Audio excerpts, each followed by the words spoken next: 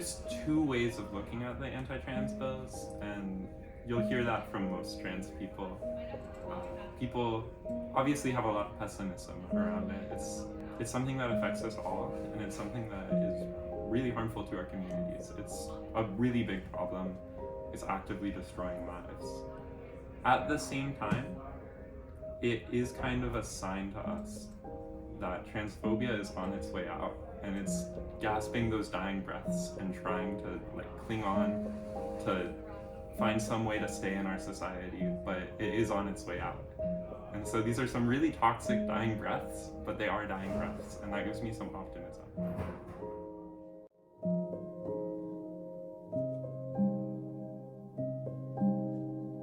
I think it's also really important when we think about the laws happening now to think about trans people's place in all of human history, because we've been there just as much as cis people have.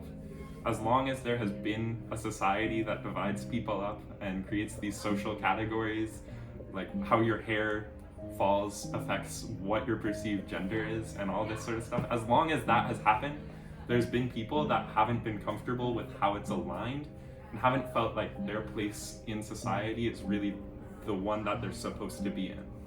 And those stories, I think, really need to be told, because all of this transphobic legislation comes from people that, at the end of the day, just don't think it's natural or normal or right or something that has been happening forever. And so remembering that it has been, I think, is the most important thing to do. I think that people need to realize that, no matter what it's been, if it's, civil rights, uh, women's suffrage, things like that, ultimately the right thing wins. So it might be a huge fight to get to that point, but eventually it does prevail what's right. Um, and so just realizing that it's a waste of time to do these things. There's so many other issues in this country that we should be tackling. Um, and I don't think most people actually care about, how somebody wants to identify. It's the loudest voices in the room that are heard. And it just so happens to be the people who are against these things. So that can feel like it's a bigger deal than it really is. But I think that people just need to, realize that just allowing people to live the way they are is should just be the norm, and to just stop fighting about it.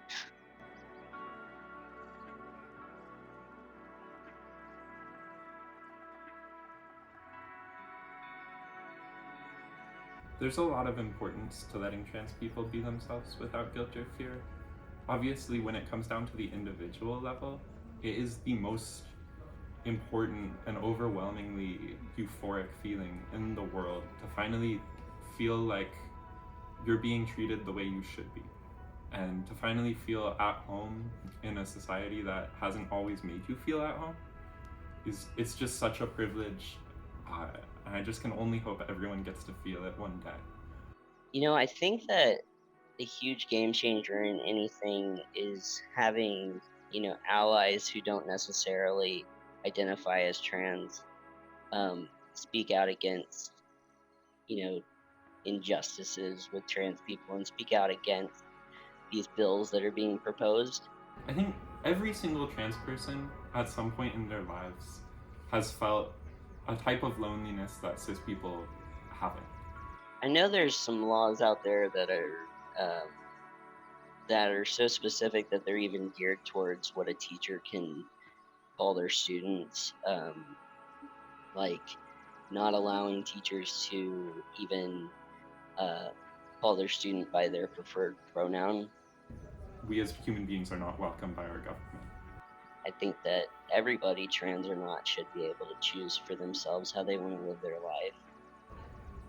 I think the thing that needs to happen in the next couple of years is discrimination protections for trans people. Um, the other week, one of my closest friends, who's also trans, got fired from her job because she was trans. She worked in the service industry, and customers started to go to other companies when they saw that she was doing her job. And so her boss took her off a bunch of shifts. She was frustrated by this and argued against her boss and then got fired for insubordination. And this happens all across the country. This is not a one off thing. I don't know. I think it's distracting. Just these little petty things that people are kind of poking at. And so, what we need to see is civil rights like every other protected group so that this sort of discrimination will stop and so that we can start to actually repair the damage that has been done. There's so many more people out there than you even realize that feel the same way you do. And it can be a lonely place to be for sure, but you know, just just finding, safe spaces to be who you are, even if that's like a group of friends that you trust or one friend, you gotta find that support somewhere, even if it's just one person. I know it feels hopeless right now, but remember that the only reason people are fighting and clawing tooth and nail against trans people is because they're losing and they're scared. And the most important thing you can do is just be there for each other and take care of each other.